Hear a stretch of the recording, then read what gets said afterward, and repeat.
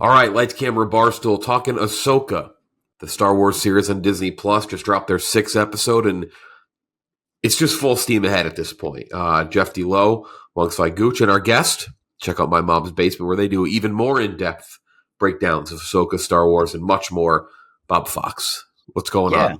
Not much. I don't know if we should hype My Mom's Basement up to like more insightful, because we did this before and the big debate was like, do Jedi use lightsabers to light bongs ever? And like, what do Jedi smell like? I don't know if insightful is the word for My Mom's Basement, but it's more, it's a longer breakdown. A much longer episode, I guess. I wouldn't even think to ask the question, but now I want to know the answer. We said definitely. Yeah. And Jedi, we were thinking, what do Jedi smell like? Probably hippies is the answer. Oh, yeah. Oh, yeah. Dirt. I think Jedi smell dirty. Yeah. Talk about Ezra Bridger. That man's got a stink. Yeah. If you're watching on YouTube, make sure to hit the like button on the video and subscribe to the channel. It would help us out a bunch, but let's get right into it. Spoilers right off the top. Did anyone not like it? That's the first question. I loved it. I thought it was great. I didn't think it was as good as the last 2 weeks, but I thought it was great. Yeah, it was definitely more setup, but yeah, it was awesome. Yeah, it's very much not Ahsoka based. She's in the beginning of the episode, but the big thing is it's Thrawn. After however many years since Heir to the Empire came out, Timothy Zahn, the guy who brought Grand Admiral Thrawn into the Star Wars lore in the universe. Then the books were called not canon, and then they were brought in by Dave Filoni when they made Rebels, which is what this show is basically a continuation of. We see the big blue man himself for the first time. It's my favorite Star Wars character ever. I love the book Throwing Up. Thrawn. The idea of the extended Star Wars universe beyond Return of the Jedi was amazing. Those books were the second trilogy for years for fans, and some still view him as such. And Thrawn is just a fucking badass character. He looked great. I was fired up. That was like my favorite Kenner action figure I ever had. The expanded universe collection. It was as cool as a Star Wars moment as it's been for me in a long time. Oh yeah, no, it was amazing. I was telling Robbie before we started recording, because I was like, what did Clem think? Because Clem didn't watch the animated shows, which I'm sure most people watching this probably didn't watch it either. They probably know who Thrawn is at this point, but still, they don't really know anything.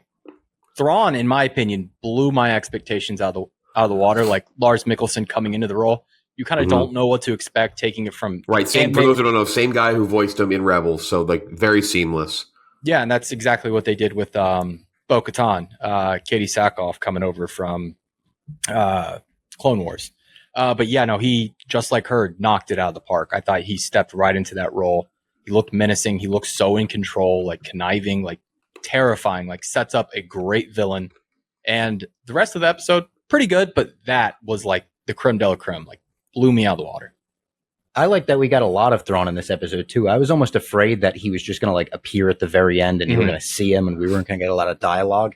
I feel like they made a mistake hyping up Kang as much as they hyped him up in the MCU. And then he did not quite live up to the hype that was put before, he made his first appearance.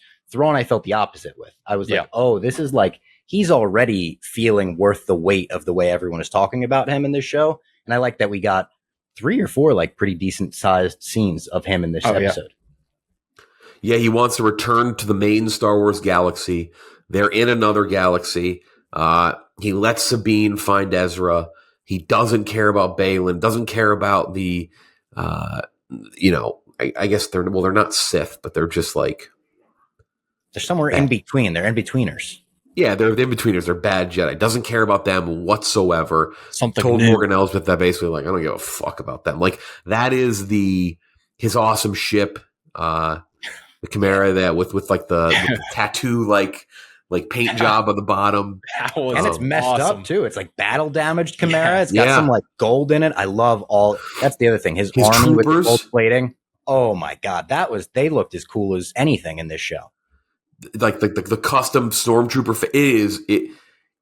again, if you don't know Thrawn, the idea of Thrawn is that he is this unbelievably maniacal, pointed, like the smartest war general imaginable in the Star Wars universe. And he is ruthless and he's 100 steps ahead everyone else, and that you literally have to explode him to another galaxy to get rid of him. Like that is what Ezra had. Like that is the only way to get rid of Thrawn. So but I think like those comments about like letting Sabine go find Ezra, the comments were like, I don't give a shit about Balin and them. Like those are the things that I expect. So that was awesome. It was just my favorite line he had in this episode is when I think Sabine is, he mentions like your friend Ezra may be dead. And Sabine's like, hey, if you're alive, I've got my faith in him being alive as well. And he just like steps in and real chilling delivers this line where he's like, you gambled the fate of your galaxy on that belief, and just fucking lets her go. And that was like, oh, that's the Thrawn I know and love right there. That's right. The man himself. He's saying, no, sorry. He's saying like, he's basically saying like I'm going to conquer everything.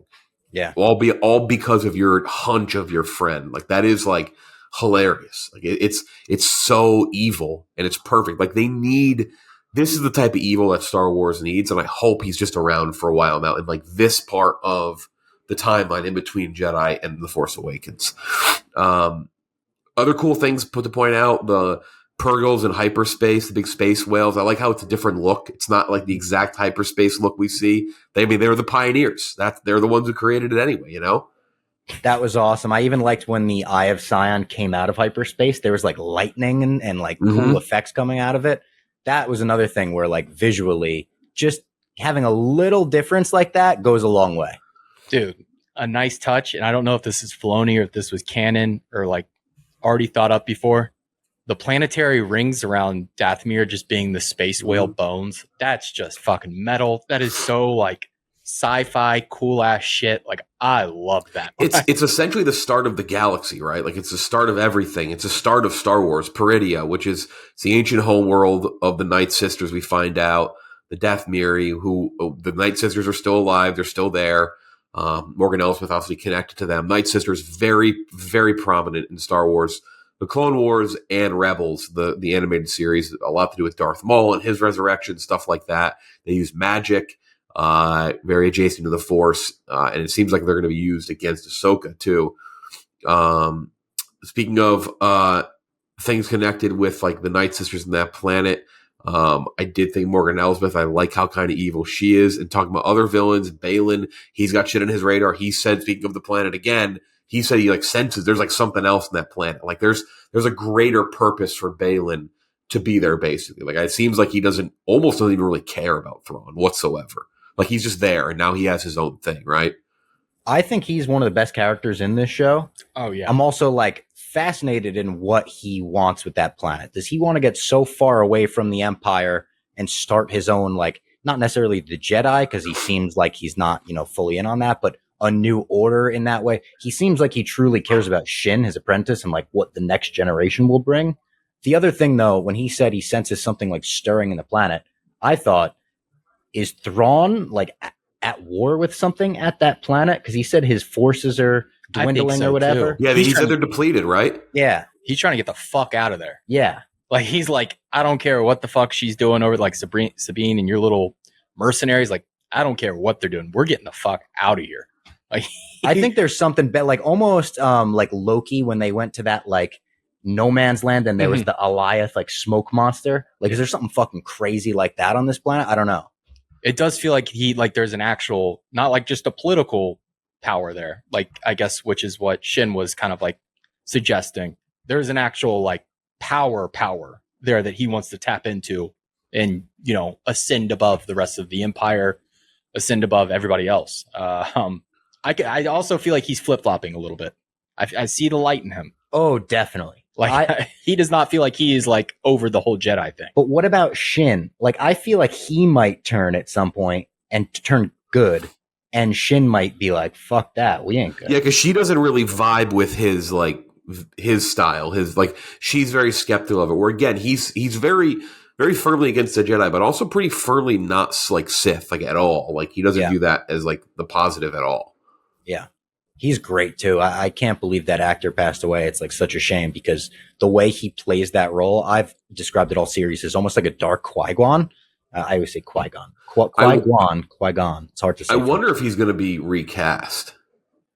I don't even know if he's going to survive the season. Like I could see him being a character. I agree with you, but it does feel like a character that is going to survive, right? Yeah. It feels like he is set up for something more with what he's looking. He's either going to die looking for this thing on this planet, or he's going to be a long-term player. Yeah. Yeah, I have no idea how they're going to handle that. Speaking of things on that planet, again, I give you the term speaking of things, but you mentioned there's something else there. Well, there are two things there. Bandits, which had a lot of Tusken Raider vibes then, which I thought was very cool. A good little nod to another galaxy. But also they're called Noti. They're little like turtle-like men.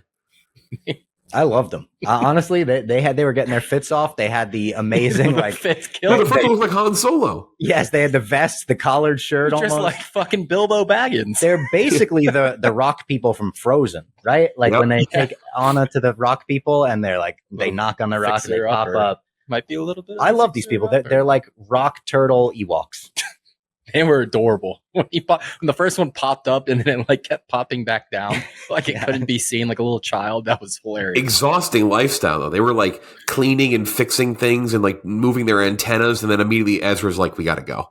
Yeah, we got to. Which another reason we don't see much of Ezra. The Raiders that they have to leave from, or is it something on the planet that they're like we constantly have to move around? That could be connected. You're right, connected with Thrawn and his concern and why force have been depleted.